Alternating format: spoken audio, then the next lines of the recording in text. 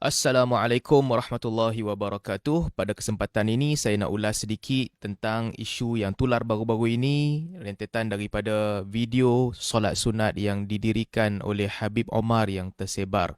Daripada video itu ada beberapa isu yang dibangkitkan dan dibincangkan oleh ramai orang.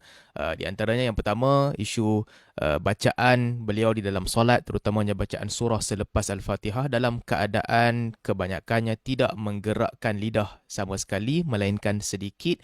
Yang kedua, tentang gerakan-gerakan yang banyak di dalam solat, ambil mushaf, buka, tengok, letak penanda mushaf, letak balik di atas rak, betulkan janggut, baju dan sebagainya. Dan yang ketiga, ada yang bertanya juga tentang bacaan tasyahud yang laju 8 saat. Kata sebahagian orang dia perkira 8 saat laju bacaan tasyahud, macam mana boleh baca laju begitu. Jadi saya nak ulaslah ketiga-tiga isu ini untuk sebagai pencerahan kepada sahabat-sahabat yang mendengar. Pertama, tentang membaca Al-Quran tanpa menggerakkan lidah. Uh, di dalam madhab Syafi'i, membaca Al-Quran, terutamanya apabila kita membaca dengan perlahan, hendaklah kadar minimum bacaan itu sehingga kita memperdengarkan kepada telinga sendiri. Kalau kita mempunyai pendengaran yang baik. Kata Al-Imam Nawawi rahimahullah, fa'adana al-israr an yusmi'a nafsah idha kana sahih as-sama'. Bacaan perlahan sir yang minimum adalah sehingga memperdengarkan kepada telinga sendiri kalaulah dia ini orang yang mempunyai pendengaran yang bagus ataupun sekadar dengannya. Ini dalam bacaan Fatihah. Jadi bila kita lihat solat yang ditunaikan oleh Habib Omar, kelihatan ketika beliau membacakan surat Al-Fatihah, beliau menggerakkan lidah. Tetapi apabila beliau beralih membaca surah selepas surat Al-Fatihah, dalam kebanyakan bacaan itu, beliau tidak menggerakkan lidah sama sekali. Jadi pada saya, salat ini adalah salat yang sah kerana apabila membaca surat Al-Fatihah, lidah telah digerakkan sekurang-kurangnya mengikut mazhab Maliki, meskipun tidak memperdengarkan bacaan kepada telinga sendiri. Yang masyhur dalam mazhab Maliki, gerakkan lidah telah memadai bagi bacaan, bagi perkara yang dibaca secara sir, terutamanya surat Al-Fatihah. Itu isu yang pertama. Isu yang kedua, gerakan-gerakan yang banyak. Dalam mazhab Syafi'i, lebih daripada 3 gerakan berturut-turut membatalkan solat.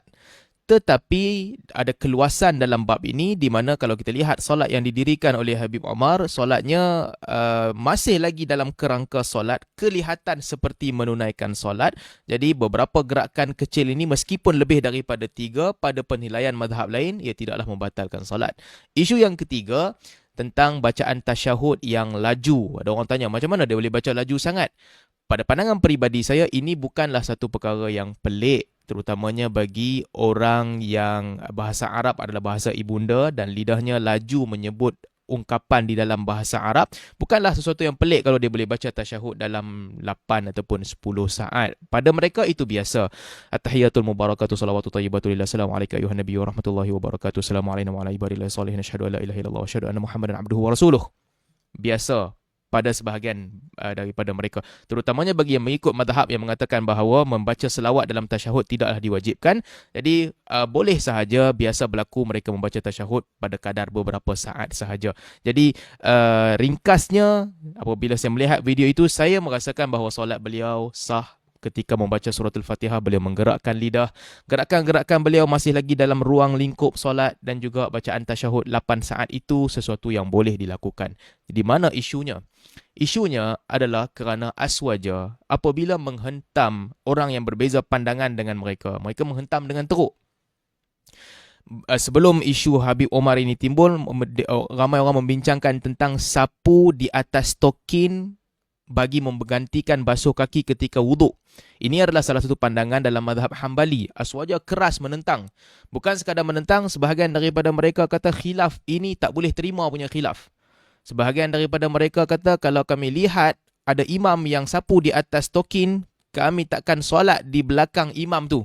Pada dia khuf sahaja, tokin tak boleh. Meskipun dalam isu ini ada khilaf, dan khilaf ini dipilih oleh tokoh besar Aswaja sendiri.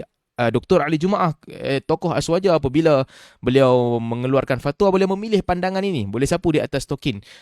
Jadi, kerana sikap keras Aswaja terhadap musuh, timbullah persoalan berkaitan solat Habib Omar. Bagaimana komen kamu?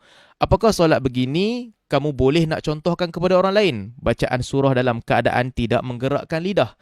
Gerakan-gerakan yang lebih daripada 3 kali di dalam solat. Apakah ini boleh dicontohkan kepada orang lain? Kerana saya lihat isunya bukan tentang isu solat Habib Omar, tapi isunya kerana kekerasan aswaja sehingga menimbulkan persoalan semula. Orang menimbulkan persoalan kerana mereka keras terhadap musuh. Jadi orang nak tengok juga sama ada mereka kekal keras terhadap tokoh sendiri sebagaimana mereka melakukan terhadap musuh mereka ataupun terhadap pihak lain, ataupun manhaj mereka berbeza mengikut orang.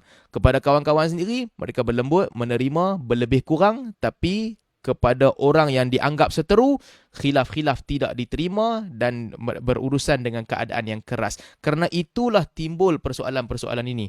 Ini sepatutnya menjadi pengajaran kepada aswaja. Nak keras, berhati-hatilah sikit sebab anda tak boleh konsisten. Susah untuk konsisten. Kalau nak konsisten bagaimana? Solat tokoh kamu ini mengikut kaedah kamu mungkin telah pun batal kalau beliau melakukan perkara yang sama dalam solat wajib, gerakan-gerakan yang banyak. Jadi apakah kamu nak katakan fatwa yang sama? Tak mau solat di belakang dia? Ataupun kamu berbeza mengikut orang antara musuh dan juga kawan. Jadi mudah-mudahan kita dapat ambil sedikit sebanyak pengajaran. Ringkasan saya, solat yang beliau kerjakan itu, solat sunat yang beliau lakukan itu adalah solat yang tidaklah bermasalah. Rukun dilakukan, terutamanya membaca Fatihah dengan menggerakkan lidah. Saya tak melihat ada sebarang masalah, tapi persoalan yang timbul adalah ini pengajaran kepada aswaja, nak mengkritik orang berhati-hati kerana kamu kadang-kadang nak kritik boleh, tapi berhati-hati bila keras sangat dalam mengkritik orang sebab kamu tak boleh konsisten. Itulah isu utamanya. Wallahu a'lam.